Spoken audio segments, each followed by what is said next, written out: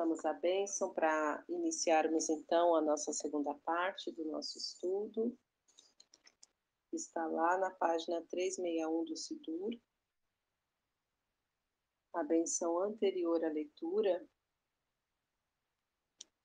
Bendito sejas tu, Adonai, nosso Elohim, Rei do Universo, que escolheste bons profetas e que quiseste suas palavras ditas verdadeiramente. Bendito sejas tu, Eterno, que escolheste a Torá, teu servo Moisés, teu povo Israel, e profetas da verdade e da justiça. Amém. Estamos Amém. no capítulo 2 de Yeshayahu, Isaías. Capítulo 2. Todos encontraram? Sim. Vamos lá. Primeiro versículo diz: Esta é a palavra que Yeshayahu, filho de Amós, recebeu a respeito de Yehudá e de Jerusalém. 2. No Aharit Ayamim, a montanha da casa de Ar será estabelecida como a montanha mais importante. Perdão. Receberá a consideração mais alta que as outras colinas, e todos os goim acorrerão para lá. 3. Virão muitos povos e dirão: venham, subamos ao monte de Adonai, ao templo do Deus de Jacó, para que ele nos ensine os seus caminhos e assim andemos em suas veredas. Pois a lei sairá de Sião e de Jerusalém virá a palavra de Adonai. E ele será um chofer entre as nações e repreenderá muitos povos, e estes baterão suas espadas em relhas de arado, e suas lanças em ganchos de poda. Nação não levantará espada contra nação, nem elas aprenderão mais a guerra. 5. Vinde, ó casa de Jacó, e andemos na luz do Pai. 6. Abandonaste teu povo, a casa de Jacó, que se contaminou com feitiços do Oriente. Envolveu-se com magos, como o dos filisteus, e se rejubila por unir-se a filhos de estranhos. 7.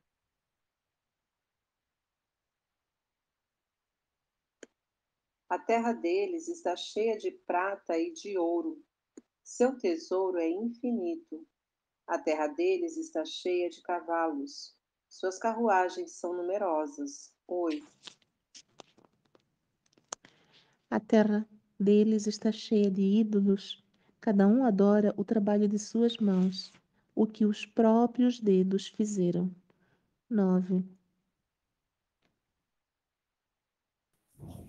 Por isso, a humanidade será abatida e o homem será humilhado.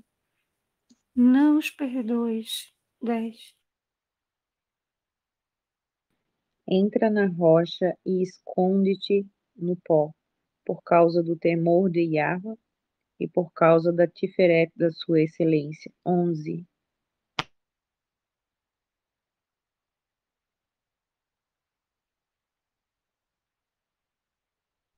Os olhos Os olhos altivos dos alternam. homens.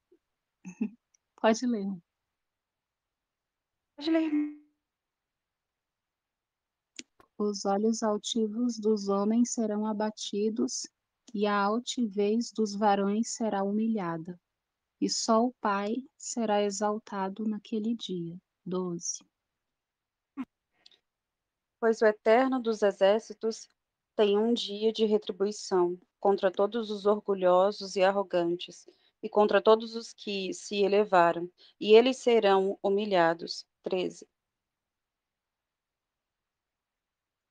Para todos os cedros do Lebanon, altos e elevados. Para todos os carvalhos de Baxã. 14. para todas as altas montanhas, para todas as colinas elevadas. 15. Para toda torre imponente e todo muro fortificado. 16.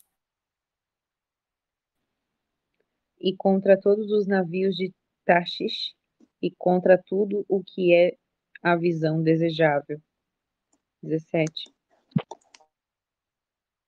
E a altivez do homem será humilhada, e a altivez dos varões se abaterá. E só o Pai será exaltado naquele dia. 18. Desaparecerão totalmente os ídolos. Os idólatras se esconderão nas cavernas, entre as rochas e em covas sobre a areia. O temor ao Eterno e pela glória de Sua Majestade, quando ele vier para sacudir toda a terra. 20.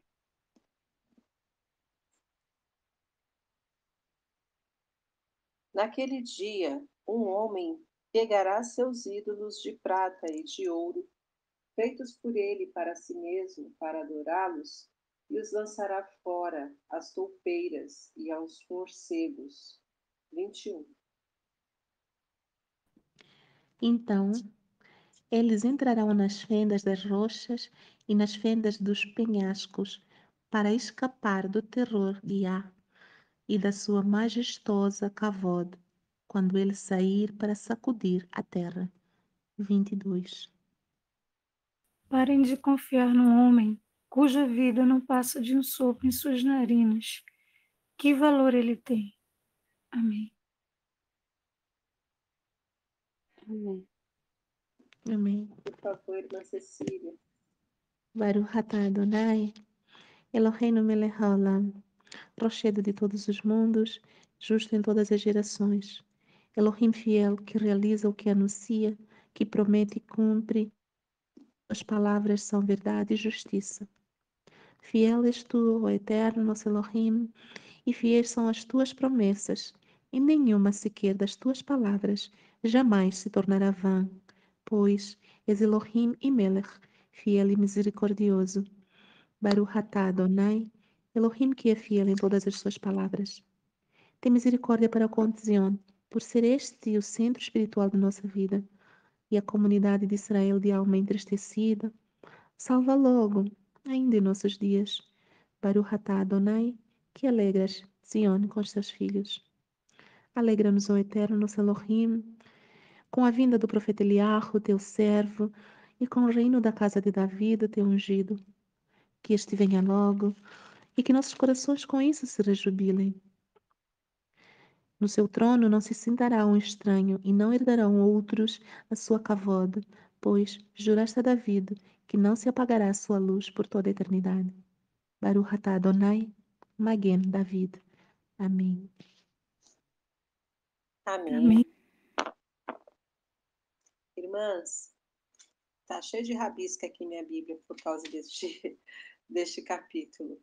Eu estou aqui vendo que o começo da leitura deste capítulo de hoje começa com uma promessa. E uma promessa tão linda de que a montanha da casa de Adonai será estabelecida como a montanha mais importante. Vai receber consideração mais alta que as outras colinas, e todos os goim acorrerão para lá. Muitos povos irão e dirão: venham, subamos a montanha de Adonai, a casa de Elohim Jacó. Ele nos ensinará seus caminhos e andaremos nas suas veredas. De Sion procederá a Torá. E a palavra de Adonai de Jerusalém, ele julgará entre as nações, arbitrará para muitos povos. Então eles transformarão suas espadas em lâminas de arado e suas lanças em foices. Tem uma recordação de já ter lido alguma coisa assim, não sei se foi em Amós, alguma coisa desse jeito.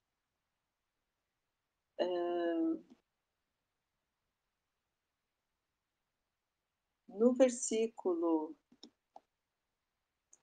8, fala da realidade que o povo estava vivendo, né? O início é uma promessa e depois vem a realidade. né? O povo cheio de ídolos de ouro e de prata, abastecidos de feiticeiros como os filisteus. Até os filhos de estrangeiros são suficientes para eles, né? Diz assim: a terra deles está cheia e o seu tesouro é infinito, cheia de cavalos, suas carruagens numerosas, cheia de ídolos, cada um adora o trabalho de suas mãos. É um retrato também bem fiel dos nossos dias, da nossa sociedade hoje, né? E no versículo 10 e também no versículo 21, a gente vê uma repetição da mesma citação, né, das pessoas se escondendo. Aliás, no versículo 19 e 21, as pessoas se escondendo nas fendas das rochas, buracos, para escapar do terror de Adonai. Porque aqui no versículo 11, existe também uma retribuição guardada para os olhares orgulhosos do homem, que serão humilhados, a arrogância humana será dobrada, né? E aqui vai descrevendo o dia que Adonai guardou para orgulhosos e soberbos, altivos, enfim, vai descrevendo aqui várias coisas. E depois desse acontecimento, desse dia que Adonai guarda, vem o versículo 20 falando que as pessoas vão querer se livrar das suas idolatrias, dos seus ídolos de prata e ouro, lançando-os fora. E o último versículo é uma advertência também maravilhosa, né? Parem de confiar no homem. Em suas narinas há um sopro simples, afinal, ele não possui muito valor, não é verdade? Ainda faz uma interrogação aqui no final do capítulo. Tem uma oração no Sidur que eu gosto muito de ler ela na parte da manhã, quando eu estou fazendo o Shaharit, e fica lá na página 30 do Sidur, quem tiver pode até conferir, que é a oração Ribon, que fala soberano dos mundos, Senhor dos senhores, né? E aí ele vem trazendo aqui o que somos nós, o que é a nossa vida, o que é a nossa benignidade, o que é a nossa justiça, o que somos nós, né? Resumindo, o que somos nós para se acharmos tão importantes diante do Criador? Quanta empáfia, quanta ilusão, quanta soberba, arrogância, enfim, tantos adjetivos que poderíamos usar para nós mesmos e o nosso comportamento diante de Adonai, que é um Elohim puro e santo e bom. Eu poderia falar tantas coisas mais, mas eu quero também ouvir as considerações das irmãs. Por favor, fiquem à vontade, aproveitem bem o tempo, por favor.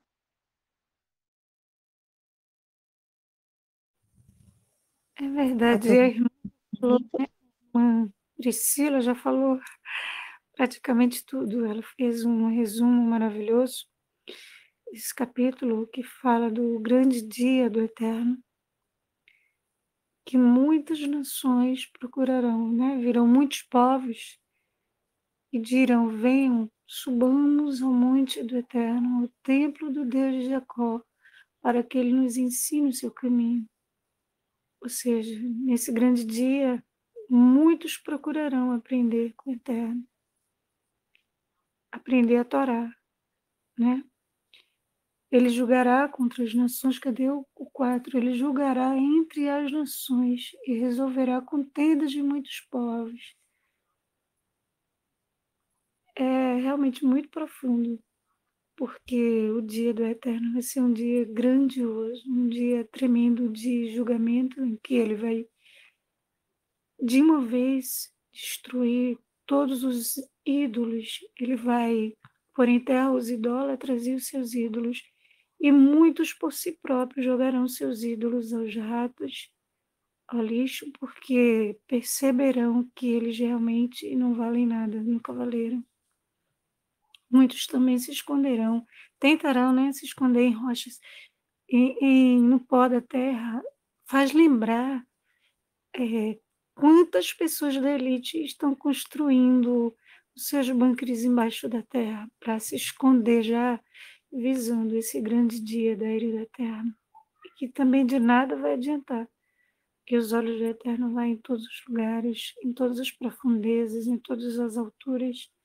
Então, de que adianta o homem pecar e depois tentar se esconder do Eterno, coisa que é impossível, mas realmente é muito profundo. E a irmã falou, a irmã Priscila, ela detalhou bem esse capítulo mastigadinho nos seus versículos, e assim também como a irmã Cecília, que eu sei que anota tudo e vai dar outro resumo maravilhoso. Vou deixar a oportunidade para ela.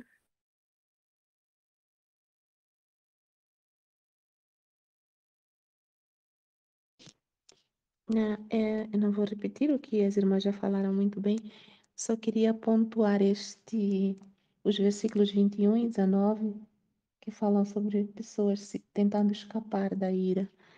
Esses versículos são também relatados aqui em Apocalipse, capítulo 6, quando fala que o Cordeiro, né, abriu os primeiros 7 selos.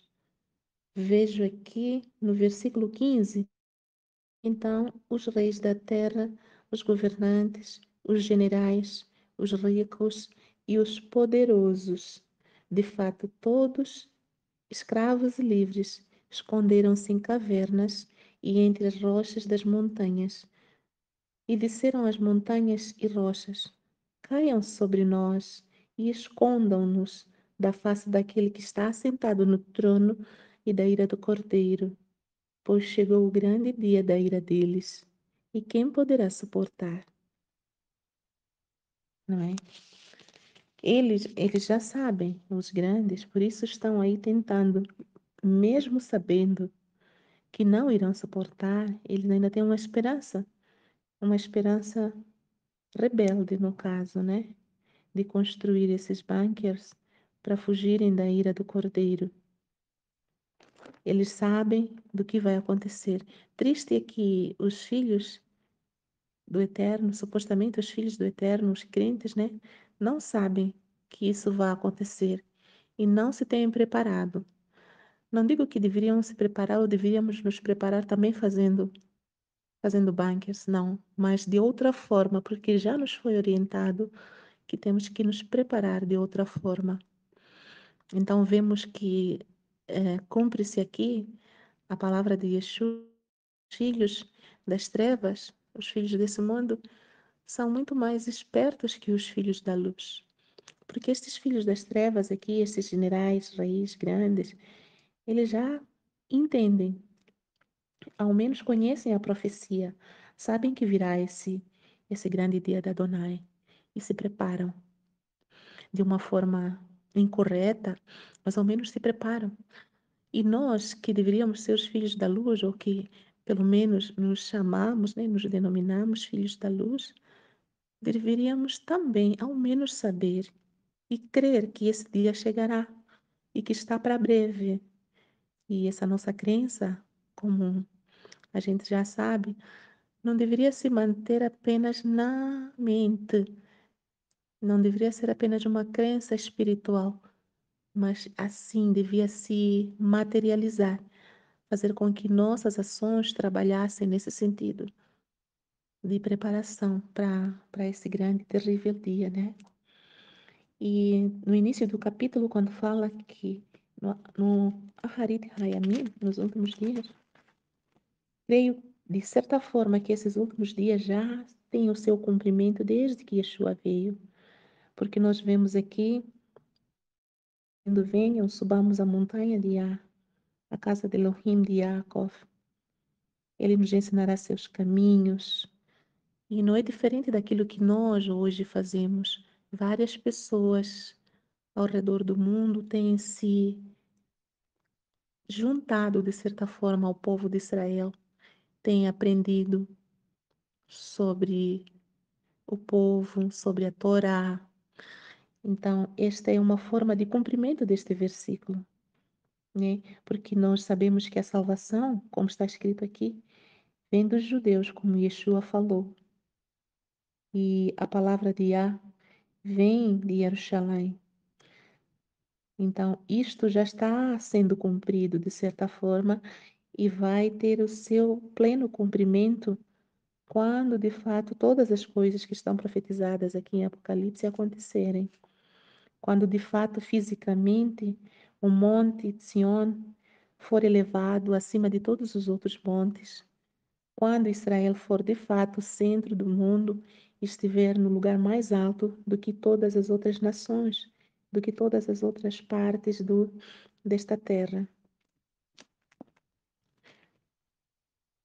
E o versículo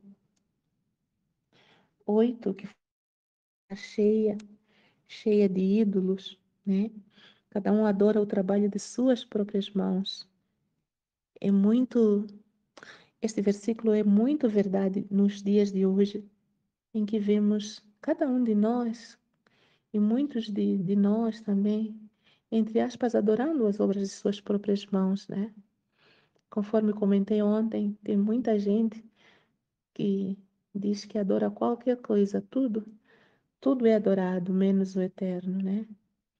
E de fato, não são apenas palavras dizer eu adoro chocolate, adoro isto, adoro sapato, adoro o que quer que seja, mas de fato isso tem sido verdade porque quando chega o momento de nós nos posicionarmos, momento de deixarmos as coisas para de fato seguir Yeshua, como às vezes ele exige que nós deixemos tudo para segui-lo, e tem sido muito difícil por causa dessas coisas que nos prendem, que de fato fazem parte de ídolos na nossa vida, por causa de trabalho, por causa até de família, né? Que geralmente, assim, olhando superficiais, parecem coisas muito legítimas, né? Eu tenho que trabalhar porque tenho que ganhar o meu pão. É o nosso argumento. Ah, eu tenho que ficar com a minha família porque eu amo eles. Então, eu não posso deixá-los, né? Nem que seja para seguir Yeshua. Ah, eu preciso das minhas roupas ou dos meus sapatos, porque preciso, né? São parte, fazem parte da vida, não é crime algum. Então, muitas justificações que nós colocamos, porque de fato adoramos essas coisas. Falamos por falar, mas esse falar é, é como se fosse É como se fosse um alicerce que nós colocamos no nosso espírito, de forma não consciente, mas nós colocamos. E quando chega a hora de largar essas coisas, de fato o nosso espiritual está preso àquelas coisas. De tanto falarmos a nossa vida toda que adoramos um chocolate, vai ser difícil de largar o chocolate na cidade e se esconder nos campos, né? Porque o nosso espírito já estará preso a essa adoração que nós temos. Então, creio mais uma vez que as palavras, sim, elas têm a sua aplicabilidade, têm a sua importância, e nós, como servos do Eterno, devíamos cada dia mais nos aprimorar e melhorar a nossa santidade, aquilo que falamos há pouco tempo no estudo da Paraxá, que é exigido um nível de santidade maior para quem está ou quem quer se aproximar mais do eterno. Então, as nossas palavras também têm que refletir essa santidade. Creio que a palavra adoração tinha que ser uma palavra reservada para o eterno, para ele que é sagrado e digno de fato de adoração. Então é isso, amadas. Amém.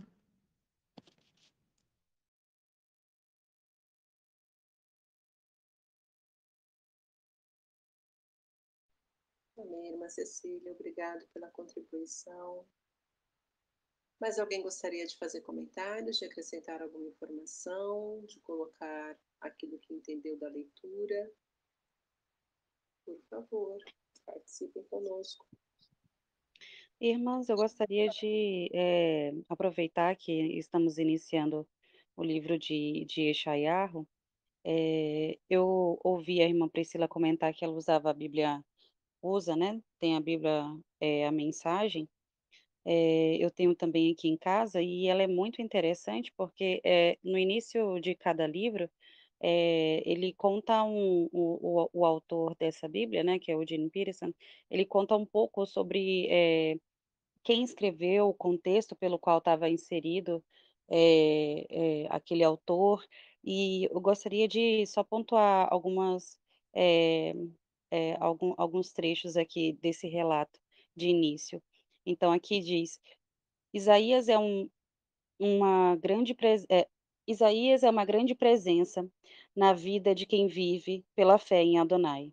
Ou seja, o livro de Isaías é uma grande presença na vida de quem vive pela fé em Adonai, de quem se sujeita a ser formado pela palavra de Adonai e vive na expectativa do santo. Quanto mais tempo passamos refletindo acerca das palavras de Isaías, mais a palavra santidade se destaca em nossa compreensão. A santidade é a qualidade mais atraente, a experiência mais intensa que podemos obter da vida. Vida autêntica. A santidade é um forno que transforma homens e mulheres que estão inseridos nele. Kadosh, Kadosh, Kadosh não é um bordado, é a bandeira de uma revolução. A revolução. O livro de Yeshayahu é vasto e trata praticamente todos os temas relacionados com o povo de Adonai neste mundo. E aí ele coloca que nesse livro 3 grandes mensagens são expressas, né. A mensagem de juízo, de conforto e de esperança. E algo interessante também que ele conta, porque a gente escuta, Yeshayahu falando, né, eh, muitas coisas, mas a gente não tem uma visão, sobre ele, né. Aí aqui ele coloca: de quem é esse livro? Aí ele põe: inteligente e de boa família e com boas relações, Yeshayahu tinha todos os motivos para seguir uma carreira de sucesso, como proprietário de terras ou político. Mas uma experiência por volta dos 18 anos de idade com o Santíssimo mudou o rumo de sua vida. Por mais de 40 anos, ele foi o embaixador de Arro para a corte real, enfurecendo reis medrosos e guiando um rei decente que ainda estava no meio da caminhada. Mas para quem que ele escreveu esse livro? Para os bons cidadãos de Judá, desfrutando uma economia próspera, adoravam, agora aí que vem, ó, adoravam qualquer deus que estivesse no cardápio. Ricos homens de negócio utilizavam táticas legais implacáveis contra os menos favorecidos. Suas esposas desfilavam com roupas caras e o rei Acaz tinha uma impressionante réplica de altar assírio instalada em Jerusalém. Santo, santo, santo era uma expressão estranha no vocabulário daquele povo. Eles se preocupavam com as ameaças à segurança nacional, mas achavam que a solução era ter políticos inteligentes, em vez de fazer o que Adonai mandava. Quanto mais perigosa ficava a situação, mais eles se entregavam ao sexo e ao álcool. E aqui mostra que o contexto no qual foi escrito o livro. Por volta de 740 a 690 antes da Era Comum, ironicamente, os políticos de Judá achavam que seu maior inimigo era seu próprio primo do norte, Israel. Na verdade, eles estavam felizes, olha só, é o verdadeiro espírito de porco, né, que a gente fala. Na verdade, eles estavam felizes pelo fato de a economia e o governo de Israel estarem em decadência na época de Isaías. Então, eu só queria deixar essa contribuição, que eu achei bem interessante, né, aproveitar esse início de livro para a gente comentar um pouco sobre o contexto e tal, sobre o que era, né, quem era, na verdade, perdão, quem era Isaías. É isso, amém.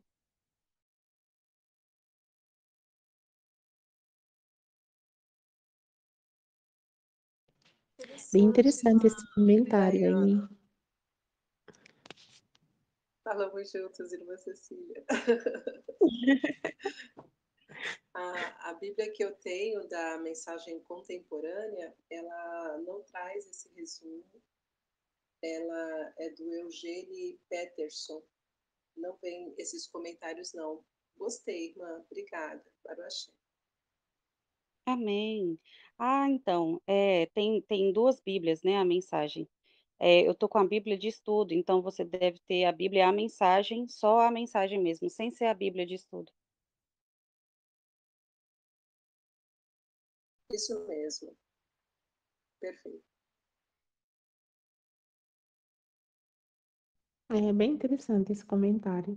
Na verdade, hoje também acontece o mesmo, né? Com cada situação do país, muitos cidadãos, né? E às vezes nós também pensamos que a solução está em ter bons políticos para resolver nossas situações de ameaças, sejam ameaças de guerra ou ameaças mesmo econômicas, sociais. A gente pensa que a solução são bons políticos.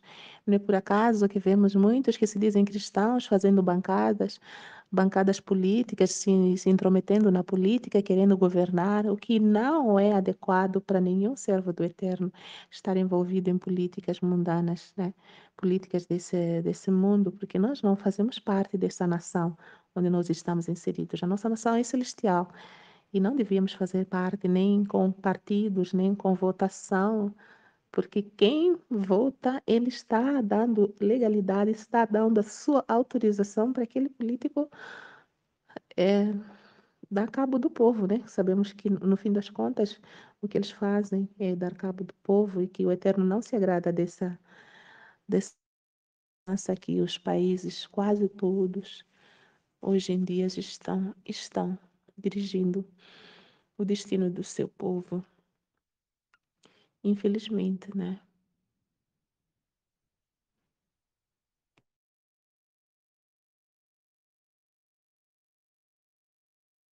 Verdade, uhum.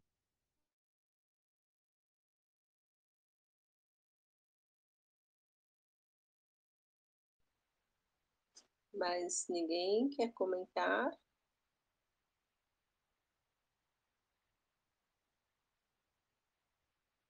Irmã Érica, irmã Milena.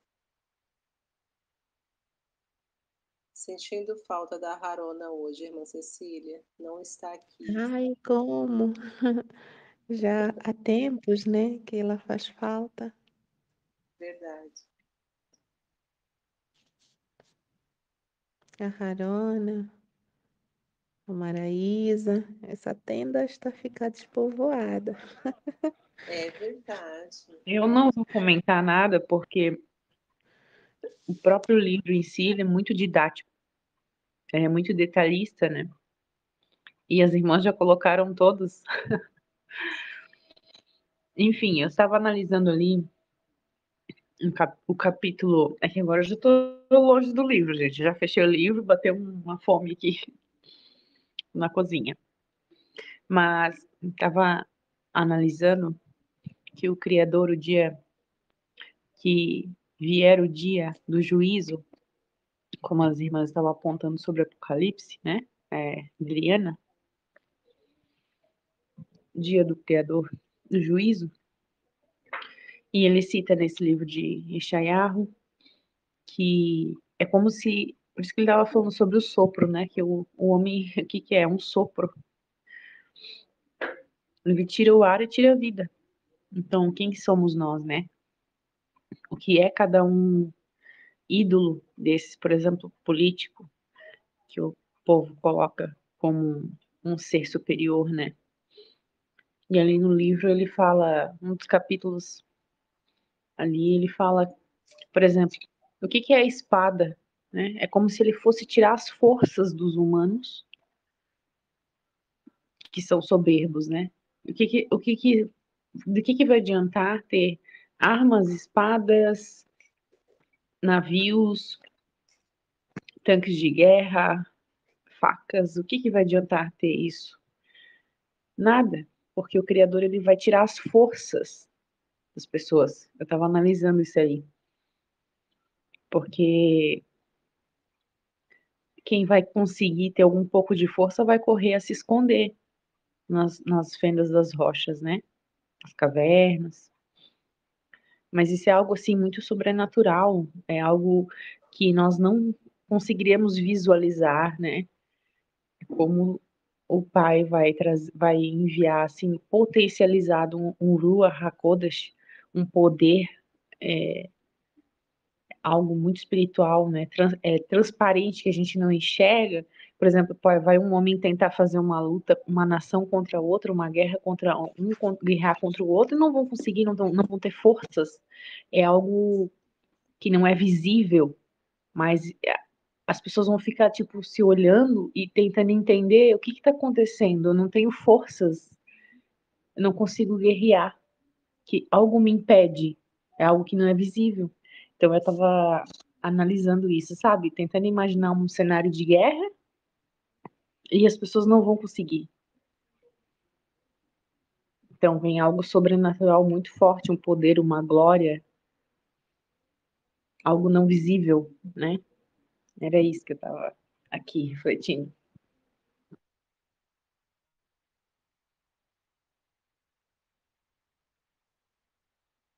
Mas na hora que forem orar, queria pedir para orar por mim. Hoje eu machuquei o pé.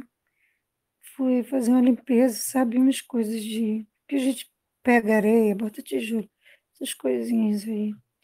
E eu puxei um portão de ferro muito grande, ele cortou meu pé e machucou, tá todo roxo. Ficou com corte nos 2 dedos e tá roxo e inchado. Amanhã eu vou tomar cerveja preta, mas essa hora já tá doendo bastante. Desculpe por eu estar mais calada, tá comentando pouco hoje, mas aqui tá doendo bastante. Então, na oração, eu queria pedir às irmãs que orassem por mim para o meu pezinho amanhã amanhecer bem, porque eu não consigo parar, eu não posso parar, tenho muita coisa para fazer, para resolver. E o pé inchado aí não vai dar. Amém, amado. Oraremos sim. Irmãs, então, vamos finalizar por aqui o nosso estudo de hoje, né? Muito rico esse capítulo 2 de Yeshayahu,